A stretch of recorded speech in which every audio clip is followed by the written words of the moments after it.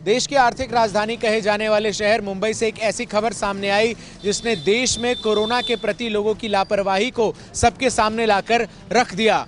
आज सुबह मुंबई पुलिस की तरफ से एक छापा मारा गया, जिस छापेमारी में देर रात हुई। इस छापेमारी में बॉलीवुड के कई नामचीन सितारे समेत क्रिकेटर सुरेश रैना का भी नाम सामने आया है। आपको बता दें कि पैंडेमिक एक्ट के तहत सुरेश रैना के ऊपर एफआईआर भी दर्ज की गई है। गौरतलब है कि मुंबई में कोरोना वायरस के संक्रमण को रोकने के लिए नाइट कर्फ्यू लगाया गया है, जिसका ये तमाम सितारे जो थे खुलेआम उल्लंघन कर रहे थे और ड्रैगन फ्लाई क्लब में पार्टी कर रहे थे।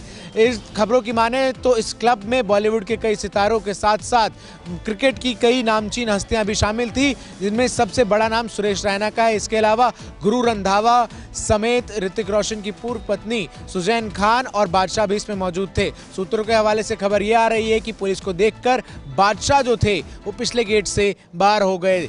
निश्चित तौर पर जिस तरीके से यह खबर सामने आई है, इसने देश में कोरोना के प्रति लापरवाही को सबके सामने लाकर रख दिया है। वीडियो जर्नलिस्ट कन्हैया कुमार के साथ मैं चंदन भारद्वाज, JK 24/7 न्यूज। पश्चिम बंगाल में अमित शाह के दौरे के बाद सियासी खलबली मच गई है। एक तरफ राज्यपाल ने ये साफ तौर पर कहा है कि जिस तरीके से शुभेंदु अधिकारी ने उन्हें अपनी जान को खतरा देखते हुए पत्र लिखा है, ये लोकतंत्र में उचित नहीं है। तो दूसरी तरफ बीजेपी सांसद की पत्नी के टीएमसी ज्वाइन करने को लेकर पारिवारिक कलह हो गई है। ऐसे में पश्चिम बंगाल की सियासत क्या मोड़ लेगी, ये तो आने वाला भविष्य बताएगा। लेकिन अमित शाह ने जिस तरीके से कहा है कि वो पश्चिम बंगाल में अब से महीने में लगभग 7 दिन रहा करेंगे, उससे टीएमसी की नींद उड़ चुकी है। दरअसल पश्चिम बंगाल को लेकर बीजेपी ने सीधे तौर पर 2021 के विधानसभा चुनाव के लिए तैयारियों में पूरी ताकत झोंक दी है और उस ताकत को झोंकने के लिए लगातार अमित शाह पश्चिम बंगाल के दौरे पर भी जा रहे हैं। इसके अलावा बीजेपी के शीर्ष नेताओं का भी पश्चिम बंगाल में लगातार जाना आना लगा रह रहा है। ऐसे में ममता बनर्जी एक तरफ जवानी हमलावर हैं बीजेपी की ओर, वहीं दूसरी तरफ बीजेपी भी ममता बनर्जी को घेरने में कोई कसर नहीं छोड़ रही है। मां माटी मनुष्य की नारा देकर बीजेपी ममता बनर्जी को घेर रही है, जिस नारे के दम पर ममता बनर्जी ने वामपंथियों को 34 साल के शासन से उखाड़ फेंका था। देखने वाली बात यही होगी कि पश्चिम बंगाल में अभी भविष्य में क्या नए राजनीतिक समीकरण बनते हैं।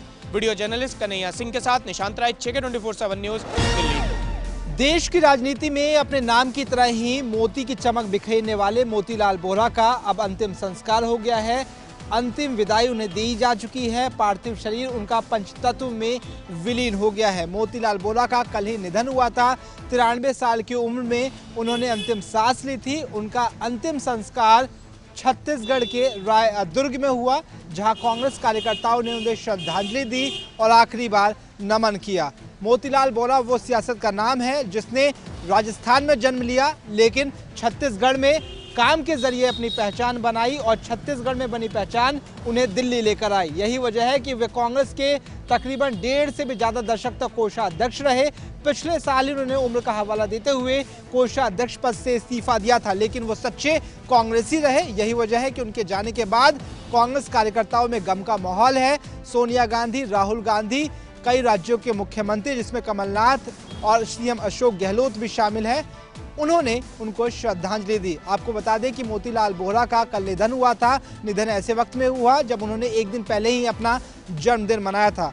कुल मिलाकर अब सबने नम आंखों से मोतीलाल वोरा को श्रद्धांजलि दी, उन्हें नमन किया। तो वहीं इसी के साथ सियासत के एक ऐसे युग की समाप्ति हुई जिसने अपना पूरा जीवन कांग्रेस को समर्पित किया और एक कार्यकर्ता से लेकर मुख्यमंत्री के साथ साथ संगठन में अपनी अहम भूमिका निभाई। कैमरामैन कन्हैया सिंह के साथ रवि श्रीवास्तव, JK 24/7 न्यूज के लिए। भारत के प्रसिद्ध विश्वविद्यालयों में एक अलीगढ़ मुस्लिम विश्वविद्यालय आज 100 साल का पूरा हो गया है। स्वर्ण शताब्दी समारोह में देश के प्रधानमंत्री नरेंद्र मोदी वर्चुअल रूप से शामिल हुए और वहां के छात्रों को भी संबोधित किया है। इस कार्यक्रम में केंद्रीय शिक्षा मंत्री रमेश पोखरियाल भी शामिल हुए हैं और प्रधानमंत्री ने छात्रों से उम्मीद जताई है कि छात्र कमेटी बनाकर शोध करें, जिससे देश का भी फायदा होगा और छात्रों का भी गौरव बढ़ेगा। कबर सलाम के साथ अनूप सिंह, JK 24/7 लखनऊ। किसान आंदोलन आज अपने 27वें दिन में प्रवेश कर चुका है। लगातार किसान दिल्ली की सीमाओं पर डटे हुए हैं 27 दिन से अपनी एक ही मांग को लेकर कि तीनों कृषि कानून वापस होने चाहिए।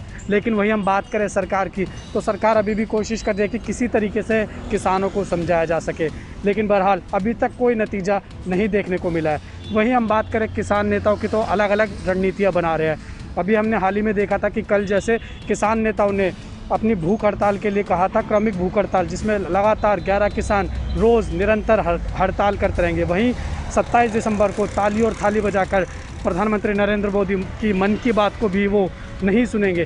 इसके साथ ही अब देखने वाली बात ये होगी, जो सरकार की तरफ से प्रस्ताव भेजा गया किसान संगठनों को, क्या सरकार और किसानों के बीच में जो अब बात होगी उसमें कोई हल निकल पाएगा या नहीं निकल पाएगा। इसके साथ ही हम आपको बता दें कि लगातार किसान नेताओं का जो उनकी मृत्यु है वो होती जा रही है। और एक हम आपको खबर और दे दें, मेरठ और दिल्ली एक्सप्रेसवे को भी किसानों द्वारा बंद किया गया था ताकि उनकी जो मांगे हैं वो पूरी हो सके। अब देखने वाली बात ये होगी कि किसान और सरकार के बीच में अब अगली बैठक में कोई परिणाम निकलता है या नहीं। कैमरा पर्सन सचिन के साथ उज्जवल कुमार, JK24 न्यूज़। हरियाणा में किसान लगातार सरकार के खिलाफ कृषि कानूनों का विरोध कर रहे हैं, तो वहीं अब 25, 26 और 27 तारीख को अलग अलग हरियाणा के राजमार्गों पर टोल प्लाजाओं को फ्री करने का ऐलान किसानों ने किया। उसके बाद पुलिस व्यवस्था पूरी बनाने के लिए लगातार पुलिस संगठनों की ओर से बैठकें की जा रही हैं और रणनीति बनाई जा रही है कि 25, 26 तारीख को इस तरह की स्थिति जो है हरियाणा के सड़कों पर नजर ना आए, जिस तरह की 12 तारीख को नजर आई थी। इसी को लेकर अब जो है पुलिस प्रशासन और विभागों में गहमा गहमी नजर आने लगी है।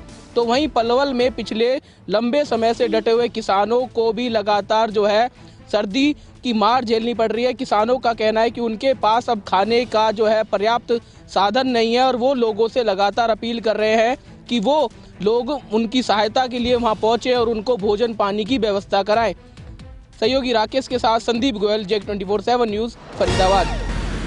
ब्रिटेन के अलावा कई देशों के अंदर कोरोना का नया म्यूटेशन सामने आने के बाद अब अंतर्राष्ट्रीय स्तर पर कई जगह मार्केट लुढ़क चुकी है। भारतीय बाजार की अगर बात करें तो सेंसेक्स और निफ्टी के अंदर पिछले हफ्ते के मुकाबले भारी गिरावट देखने को मिली है और इसका कारण साफ है कि ब्रिटेन के अंदर जिस तरीके से कोरोना का नया म्यूटेशन पैदा हुआ है उसको लेकर विश्व के कई देशों की चिंताएं बढ़ गई है और उससे बाजार जो है वो लगातार नीचे जा रहा है। पहली बार ऐसा हुआ है कि सेंसेक्स के अंदर 2000 से भी ज़्यादा अंकों की गिरावट हुई है और पहली बार सेंसेक्स काफ़ी समय के बाद 45,000 अंकों से नीचे काम कर रहा है। वहीं निफ्टी के अंदर भी गिरावट देखने को मिली है, लेकिन सबसे बड़ी बात यह है कि सोने और चांदी के भाव अभी भी नहीं गिरे हैं। सोना का भाव लगातार आगे बढ़ रहा है और 50,000 से ऊपर प्रति ग्राम सोने का भाव बना हुआ है। वहीं अगर चांदी की बात करें तो अंतर्राष्ट्रीय मार्केट के अंदर 69,000 रुपये से भी ज़्यादा किलो का भाव चांदी का हो चुका है। फिलहाल जैसे जैसे कोरोना का प्रभाव अब पूरे विश्व के अंदर देखने को मिल रहा है तो इसका सीधा असर भारतीय बाजार पर पड़ेगा। लेकिन अब देखना ये होगा, क्योंकि भारत सरकार ने जनवरी के अंदर वैक्सीन लाने का वादा किया है, दावा किया है। ऐसे में बाजार के अंदर इसका क्या असर देखने को मिलता है, ये फिलहाल देखने वाली बात होगी। कैमरामैन मोहन के साथ मैं नवदीप छाबड़ा, JK24 न्यूज़, चंडीगढ़। छत्तीसगढ़ शीतकालीन सत्र का विधानसभा सत्र का आज दूसरा दिन था। दूसरे दिन ही दिव्यांगत नेता मोतीलाल वोरा को मुख्यमंत्री भूपेश सहित सत्ता पक्ष विपक्ष दोनों ने श्रद्धांजलि दी। इसके साथ ही श्रद्धांजलि देने के बाद 2 मिनट का मौन धारण करके उनके आत्मा की शांति की प्रार्थना की। इसके साथ ही सदन को 2 दिनों के स्थगित कर दिया गया है। हालांकि अभी कुछ 2 दिनों तक अभी 3 दिनों का राष्ट्रीय शोक है, जिसके चलते अभी विधानसभा सत्र का जो गर्मा गर्मी वो देखा नहीं जा सकता। 2 दिनों के बाद जो सदन में फिर से पक्ष और विपक्ष का दोनों का जो गर्मा गर्मी है वो देखा जा सकता है। कैमरामैन किशन साहू के साथ शंभू राय, JK24 न्यूज़, रायपुर। 3 दिवसीय सत्र के पहले दिन सदन के दिवंगत विधायकों को श्रद्धांजलि दी गई और अनुपूरक बजट को सदन के पटल पर रखा गया। दूसरे दिन अनुपूरक बजट पे चर्चा होगी और प्रश्नकाल के साथ इस अनुपूरक बजट को पास किया जाएगा।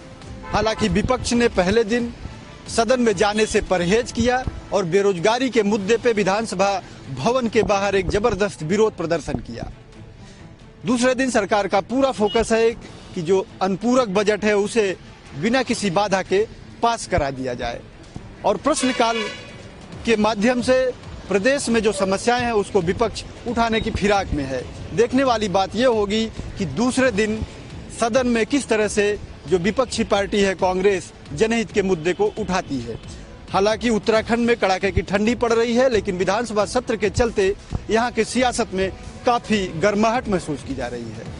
कैमरामैन तिलक शर्मा के साथ JK24/7 के लिए देहरादून से धीरेन्द्र प्रताप सिंह। अटल बिहारी वाजपेयी के जन्मदिन यानी कि 25 दिसंबर को मध्य प्रदेश के किसानों को प्रधानमंत्री नरेंद्र मोदी एक तोहफा देंगे। किसान सम्मान निधि की 2-2 हजार रुपए की राशि मध्य प्रदेश के सभी किसानों के खाते में जमा की जाएगी। इससे पूर्व मध्य प्रदेश के मुख्यमंत्री शिवराज सिंह चौहान 1600 करोड़ का पैकेज 35 लाख किसानों के खाते में पहले ही ट्रांसफर करवा चुके हैं। ऐसे में जहां मध्य प्रदेश का अन्नदाता खुश दिखाई दे रहा है, तो वहीं भारतीय जनता पार्टी की प्रदेश में चौथी बार सरकार बनी है और मुख्यमंत्री शिवराज सिंह चौहान का कहना है कि मध्य प्रदेश का किसान पूरी तरह से संतुष्ट है। कैमरामैन सुरेंद्र के साथ सुभाष श्रीवास्तव, JK24/7 न्यूज भोपाल।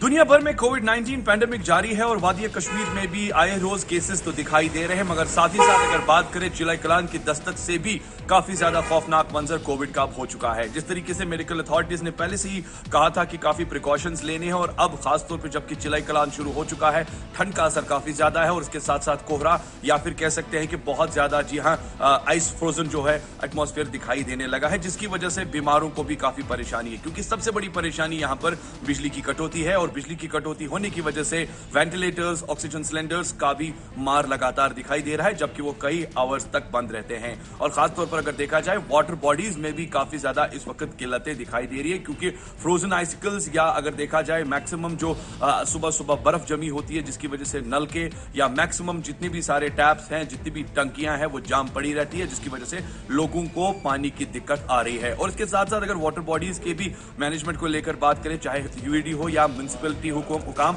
जिनका खासतौर पर लाजमन इस वक्त काम करना बहुत जरूरी है, क्योंकि सुनने में आ रहा है कि कई ऐसे वाटर बॉडीज डैमेज हुई हैं, जिसकी वजह से लोगों को इस वक्त पानी की किल्लत का सामना करना पड़ रहा है। गुलिस्तान न्यूज और JK24/7 के लिए सईद इरफान फाजिल विद वीडियो जर्नलिस्ट समीर वानी।